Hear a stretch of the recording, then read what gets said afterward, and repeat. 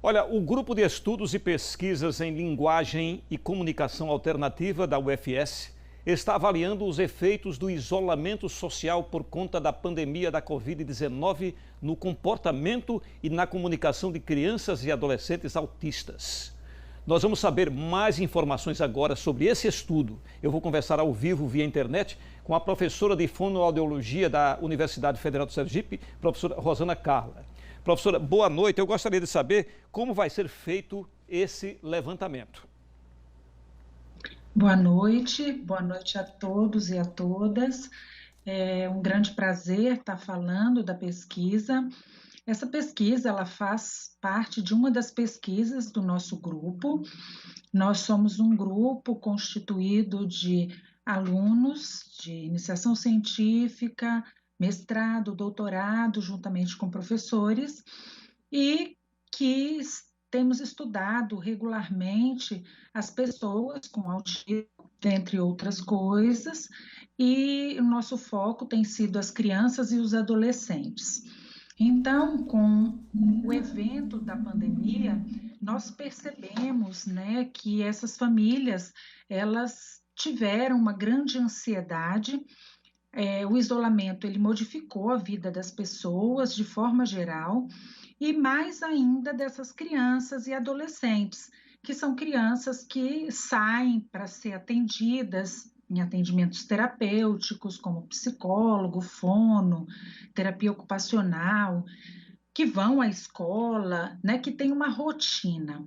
É claro que todas as crianças têm essa rotina, mas quando nós temos uma criança que tem determinadas dificuldades, por exemplo, de modificação de rotina, como é o caso das pessoas com autismo, a gente vai sentir mais. Então, nós percebemos a partir dos nossos pacientes e das pessoas que nós atendemos, inclusive nas escolas, que havia uma grande ansiedade por parte das famílias. Então, daí surge o nosso interesse em constituir essa pesquisa, né? Ela é feita por um questionário online.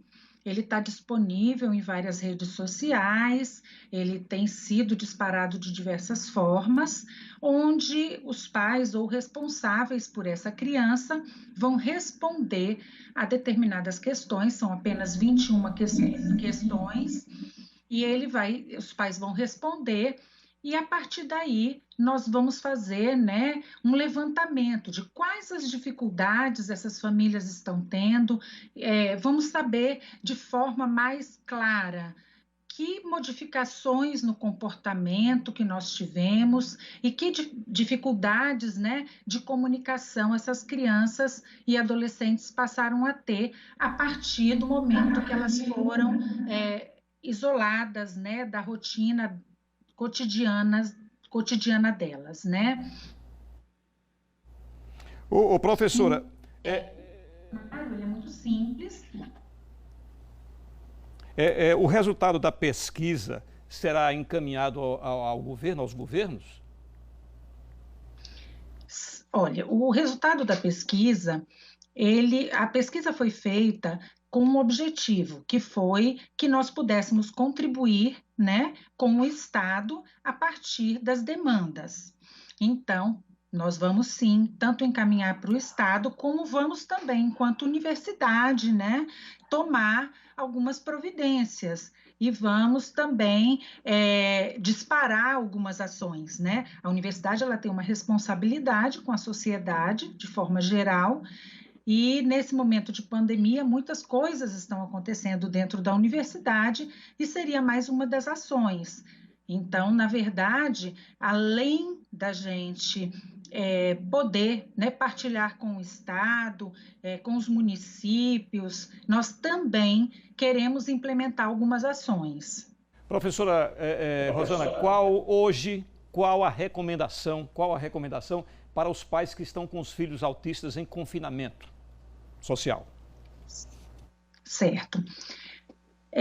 Veja, falar, né, da pessoa com autismo não é tão simples. Por quê? Porque nós não temos uma única forma de ver o autismo, né? Nós temos vários espectros, nós temos desde criança sem comprometimento intelectual, que falam, há crianças com muito comprometimento intelectual, com ausência de fala. Então, nós temos crianças com muitos comportamentos que não são aceitos, né, socialmente. Temos outras que já se ajustam melhor. Então, a gente tem um leque muito grande. Por isso, né, é o transtorno do espectro do autismo. E então, assim, as recomendações que a gente tem dado, elas acabam sendo muito particulares para cada família. Mas, de forma geral, o que é que a gente poderia dizer? Nós poderíamos dizer que essas famílias, elas precisam, né, manter uma certa rotina com as crianças. Quando a gente está falando de rotina, toda criança precisa de rotina. Então, a gente não está considerando que tem que ser a mesma rotina que ela já tinha. Nós estamos falando, por exemplo, dela ter o horário de brincar, dela ter os horários certos de dormir, de comer, de fazer a sua atividade. Então, uma das coisas que a gente tem sugerido às famílias é que elas tentem envolver os seus filhos nas atividades domésticas. Então, a gente também sabe, né, que especialmente as mães estão muito sobrecarregadas. A gente tem tido muito essa queixa, né? A mãe tem assumido muitos papéis, e dentre eles, sozinha, o papel, muitas vezes, de tomar conta da casa, dos filhos, e além de tudo, a função do trabalho. E aí, a partir daí, a gente pensa, ora, fica muito difícil para essa mãe também dedicar muito tempo a esse filho. Então, seria interessante que ela incluísse nas rotinas diárias, na rotina da limpeza, e aí vai depender muito da condição de cada um desses sujeitos, não é? Então, tem alguns sujeitos que eles podem acompanhar lavando a louça, tem outros que não vão poder fazer isso, tem alguns dos nossos meninos que vão poder contribuir, por exemplo, para fazer a comida, para cortar um legume, outros não. Então, tudo vai depender tanto da idade quanto do perfil dessa criança.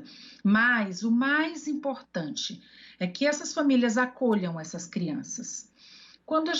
Uma das coisas que traz a estabilidade emocional é o acolhimento, né? O Exatamente. acolhimento, ele não se dá só pelo afeto, né? Mas ele se dá também pela compreensão que a gente tem do outro, né? Exatamente, professora. Muito obrigado pela sua entrevista aqui ao Jornal do Estado. Obrigado a vocês.